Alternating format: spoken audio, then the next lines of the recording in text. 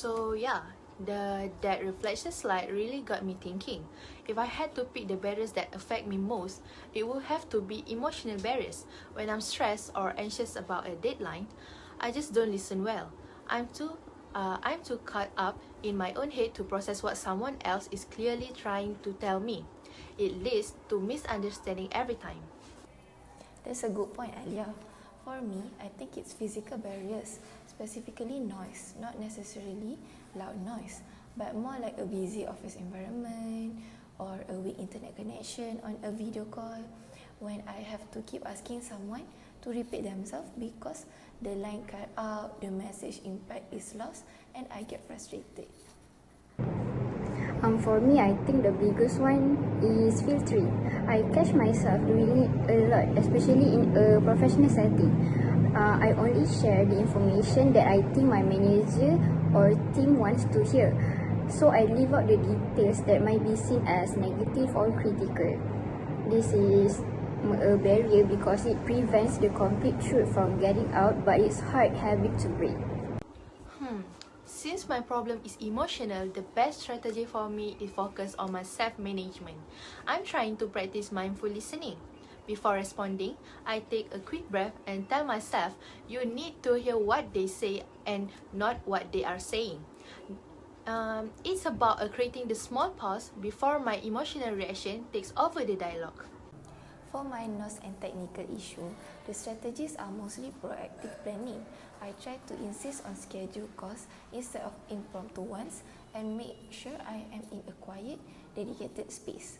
Also, for choppy video calls, I've started asking people to follow up complex instructions with a quick bullet point email. It's a way to ensure the message is received even if the medium is faulty. So to stop the filtering, I'm working out on the strategy of full disclosure and crucial conversation. I training myself to start sentences with phrases like, I have some challenging feedback, but it's more important if we discuss it fully. So this helps me and the listener mentally prepare for the complete picture, not just the positive spin. So moving on to the last question, how can we minimize noise and misperception in our environment? I think we can minimize emotional misperception by introducing a check-in habit at the start of team meetings. Instead of diving right into tasks, we could ask, how is everyone feeling about their current workload? So this acknowledges potential emotional noise and helps everyone clear their heads before getting into business. That's a great idea, Alia. To reduce physical noise, I think we should establish a no-tech zone policy for certain meetings, or at least a strict mute rule for remote participants. Also, for documents, we could standardize a jargon-free language guide using simple, universally understood terms in emails and reports is a huge step in reducing the semantic noise that leads to misperception. So I agree that clarity is the key. I think the most effective thing we can do as a team is implement a strict confirmation loop for any critical decision or task. After we make a discussion, the person giving the instruction should ask, can you paraphrase the next step back to me so I know I was clear? So this forces the listener to actively process the messages and immediately corrects any misperception or filtering that might have occurred. I think I'm going to commit to using the confirmation loop, Sarah.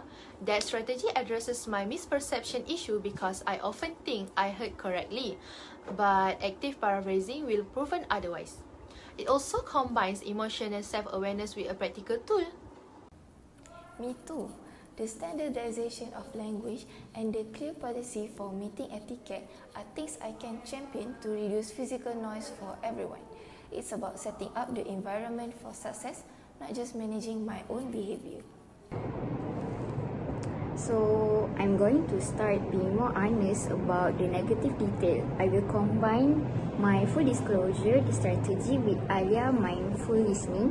If I can listen without judgment, I am more likely to receive difficult information. We encourage others to stop filtering when they communicate with me. We all have to work together on this.